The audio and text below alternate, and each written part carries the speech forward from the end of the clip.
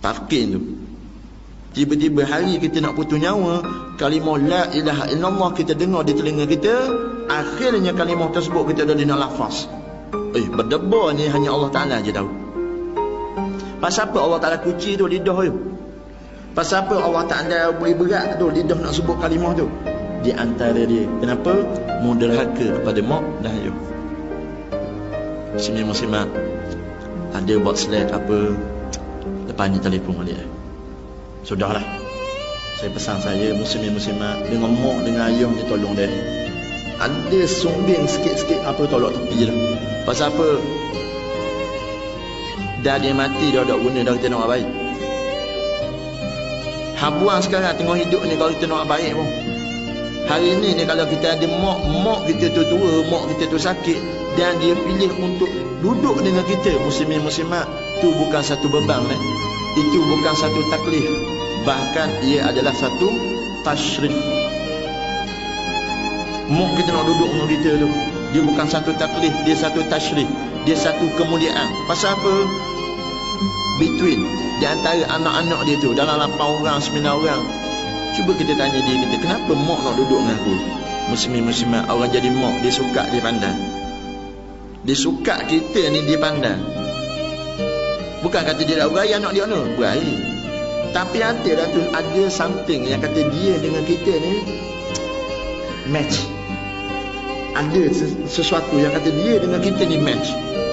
Muslimat, ada mak dia jaga betul-betul lah. Mandi mak. Kita ni tak sampai lagi masa tu tak sampai lagi. Mak kita mandi kita beribu-ribu kali dah. Mak kita mandi kita nak boleh kebesar ni muslimat duk mandi ke kita ni beribu-ribu kali dah.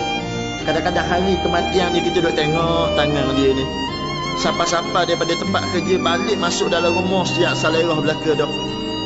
Nampak satu jasad yang kata tertutup dengan kain batik lepah. Muslimat terlambatlah nak baik.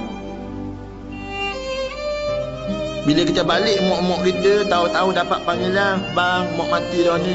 Kita yang kata duduk di Kuala Lumpur bergegah balik terus ni ke Kuantan.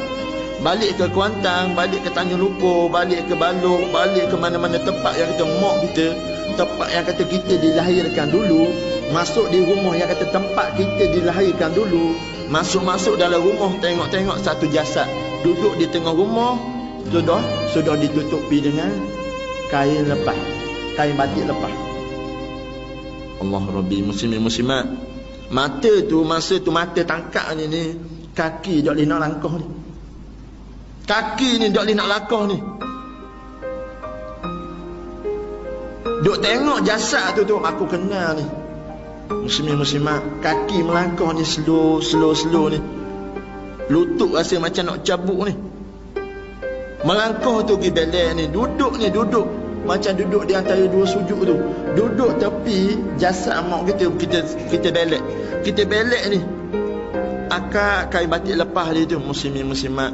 Tengok yang kata seorang manusia, kita cukup kenal dia. Dengan umur aku sekarang 33 tahun, dengan umur aku sekarang 36 tahun, dengan umur aku sekarang 37 tahun, dengan umur aku sekarang 40 tahun, dengan umur aku sekarang 55 tahun, dengan umur aku sekarang 67 tahun. Muslimat, orang tua ni aku kenal.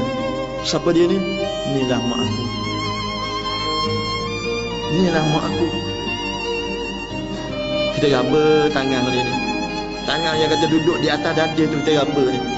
Muslimat, tangan ni dulu penuh suap makanan di dalam mulut kita. Ni tangan yang pertama yang suap makanan masuk dalam mulut kita ni tah ni. Ni tah tangan ni. Besar jasa Allah Ta'ala je tahu. Ni tangan, walau kita tengok tangan ni kaku sejuk dah, tapi tangan ni dulu pernah pegang aku dulu ni. Yang kata dia ni walau kita nampak kecil, dia kecil pada kita dah, kita besar dah. Kecil je orang, tapi kekuatan cukup kuat.